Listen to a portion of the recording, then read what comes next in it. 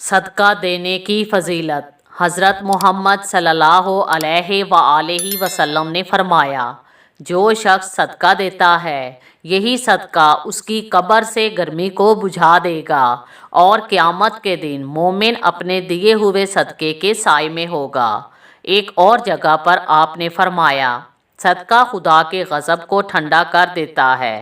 فرمایا، اللہ پاک صدقے میں دی ہوئی تمہاری ایک کھجور یا ایک لقمے کو یوں بڑھاتا ہے جیسے بچھڑے یا اونٹ کے بچے کو بڑھاتا ہے، حتیٰ کہ وہ بڑھتے بڑھتے کوہ احد کے مانند ہو جاتا ہے۔ ایک اور جگہ پر آپ نے فرمایا، صدقہ بلاؤں کو ٹالتا ہے اور یہ ایک کامیاب ترین دوا ہے۔ یہ ایک ایسی قضا کو ٹال دیتا ہے جس کے بارے میں فیصلہ اٹل ہو چکا ہوتا ہے۔ بیماریوں کو صرف دعا اور صدقہ ہی دور کر سکتے ہیں۔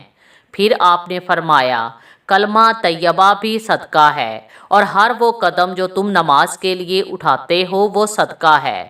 اور فرمایا، تکبر اور غرور کو پیش نظر رکھے بغیر صدقہ دیا کرو کیونکہ غرور اجر کو باطل کر دیتا ہے۔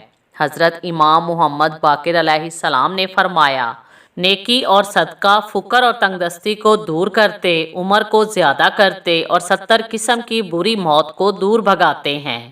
حضرت امام جعفر صادق علیہ السلام نے فرمایا، صدقہ قرضے ادا کرتا ہے اور برکت کو اپنے ہمراہ لاتا ہے۔